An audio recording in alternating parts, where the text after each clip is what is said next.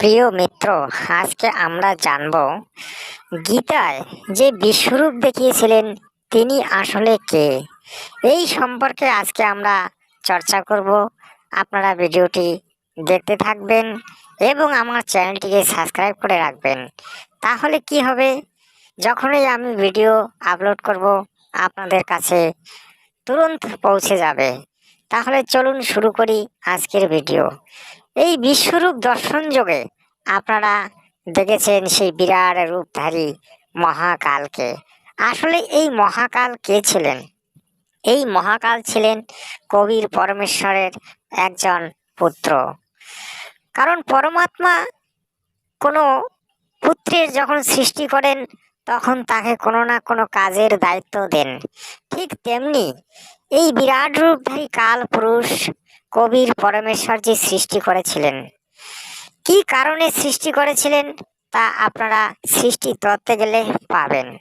কিন্তু আমি সেদিকে আসছি না, আমি আসছি এই বিরাট রূপধারী কাল পুরুষের তত্ত্ব নিয়ে।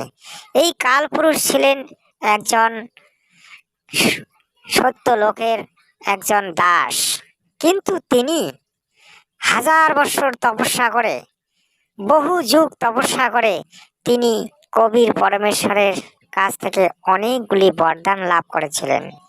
সেই বরদানগুলির মধ্যে 21 ব্রহ্মাণ্ড এবং আত্মা ও জীবাত্মা এবং পঞ্চতত্ত্বকে তিনি নিয়েছিলেন কবির পরমেশ্বরজির কাছ থেকে। তিনি আরও নিয়েছিলেন 3টি গুণ, সত্য, রজ, তম। এই সমস্ত আশীর্বাদগুলি আর এই সমস্ত তিনি পেয়েছিলেন, যার কারণে তিনি এই 21 ব্রহ্মাণ্ডের মধ্যে সৃষ্টি করলেন মানুষ, জীব, জন্তু, অর্থাৎ 84 লক্ষ প্রজাতির জীব। তিনি আসলে একজন কবির পরমেশ্বরের পুত্র। এই ব্রহ্ম যখন 21 ব্রহ্মাণ্ড পেলেন তখন তার স্ত্রী হলেন দুর্গা দেবী। দুর্গা দেবীর কাছ থেকে তিনি অনেকগুলি অভিশাপ পেয়েছিলেন, যার কারণে তিনি শেষ পর্যন্ত একজন নরখাদক রূপে পরিচিতি লাভ করেন। আর সেই কারণে তার নাম হয় কাল পুরুষ। কারণ যখন দুর্গা দেবীর সঙ্গে তার বিবাহ হলো, কিন্তু দুর্গা দেবীর অনিচ্ছা সত্ত্বেও তিনি জোর করে দুর্গা দেবীর সঙ্গে মিলন হন, যার ফলে দুর্গা দেবী পরমপিতাকে ডাকেন এবং পরমপিতার থেকে সে অভিশপ্ত হয়। এই অভিশপ্ত পুরুষ কাল পুরুষ 1 লাখ মানব শরীরধারী প্রাণীর জীবাত্মাকে খায় আর 100 লাখ উৎপন্ন করে। আসলে তিনি হচ্ছেন একজন রাক্ষস। তার মধ্যে কোনো বিচার বিবেচনা নেই, তার মধ্যে আছে শুধু 1 লাখ মানব শরীরধারী জীবাত্মাকে খাওয়া আর 100 লাখ উৎপন্ন করা। আপনারা যে যে যে যেটাই বলুন না কেন, আসলে এই নরখাদক সকলকেই এখানে খাবার জন্য রেখেছে এবং সত্য, রজ, তম এই 3 গুণের মধ্যে বেঁধে রেখেছে। আর এই পঞ্চতত্ত্ব দিয়ে এই মানব শরীরটি তৈরি করেছে তার পুত্র ব্রহ্মার দ্বারা। আর এই যে তার স্ত্রী দুর্গা দেবী তার হয়েই কাজ করে, এবং 3 পুত্র যে আছে তার, ব্রহ্মা, বিষ্ণু, মহেশ, তারাও এই ব্রহ্মেরই কাজ করে। কিন্তু এই ব্রহ্ম অর্থাৎ জ্যোতি নিরঞ্জন, যার নাম কাল পুরুষ, তিনি কারো সামনে সহজে প্রকট হন না। সেটা তিনি গীতায় অর্জুনকে বলেছিলেন যে, অর্জুন, আমি কারো সামনে প্রকট হই না, কারণ আমি সর্ব উপরে থাকি আর আমার প্রকট হওয়ার কোনো কারণ নেই। কিন্তু তুমি আমার অনন্য গামিনী ভক্ত, অর্থাৎ অনন্য ভক্ত, তাই আমি তোমাকে দর্শন দিলাম। তোমার পূর্বে যোগী মুনি ঋষিরাও এই দর্শন পায়নি, কিন্তু তুমি অর্জুন পেলেন, কারণ তুমি আমার প্রিয়, তাই তোমাকে আমি দর্শন দিলাম।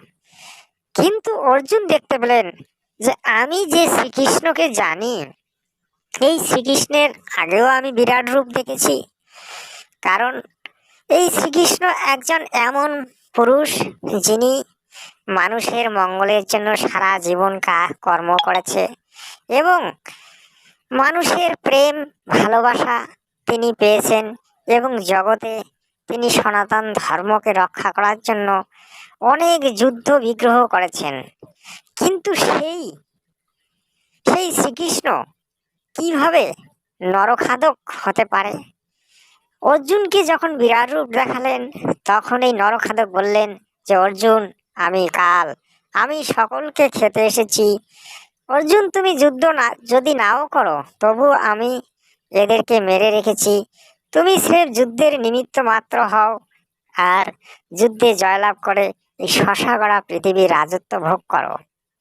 আসলে এই কাল এই জীবাত্মাগুলিকে ব্যবহার করে তার নিজের খাদ্যের জন্য।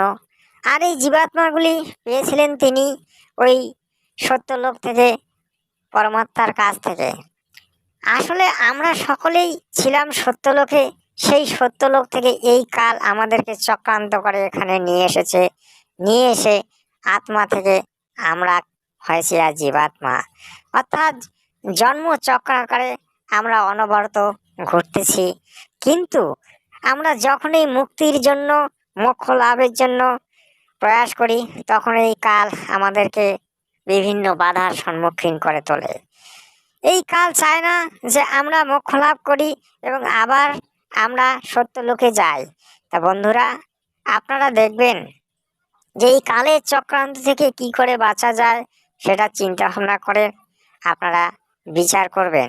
আজ জগৎগুরু তত্ত্বদর্শী সন্ত রামপাল মহারাজজি আজ যে ভক্তিবিধি আপনাদেরকে দিচ্ছেন বা আমাকে দিয়েছেন, সেই ভক্তিবিধি হচ্ছে মোক্ষ লাভের ভক্তিবিধি। আপনারা অবশ্যই মুক্তি লাভের জন্য প্রয়াস করুন। এবং আমরা যেখানে ছিলাম আমাদের মূল বাড়িতে গিয়ে আমরা ওখানে অজর অমর হয়ে থাকব। না আছে সেখানে কোনো দুঃখ, না আছে যন্ত্রণা, না আছে জ্বালা, না আছে খাবার দাবারের চিন্তা, না আছে থাকার জায়গার চিন্তা। সেখানে আছে দুধের সাগর, সেখানে আছে সেই অমৃত ভরা খাবার, যেখানে আছে সেই সুস্বাদু মিঠা ফল, যার একটিরও কোনো ক্ষয় নেই, যেখানে মানুষ বৃদ্ধাবস্থায় আসে না, মানুষ যুবা হয়ে থাকে এবং মানুষের কোনো মৃত্যু হয় না। বন্ধুরা, আপনারা ছেড়ে দিন এই কাল লোকের কথা, আপনারা চলুন সত্য লোকে যাই। আর জগৎগুরুর শরণে এসে আমরা সকলেই তার ভক্ত হই সৎসাহে।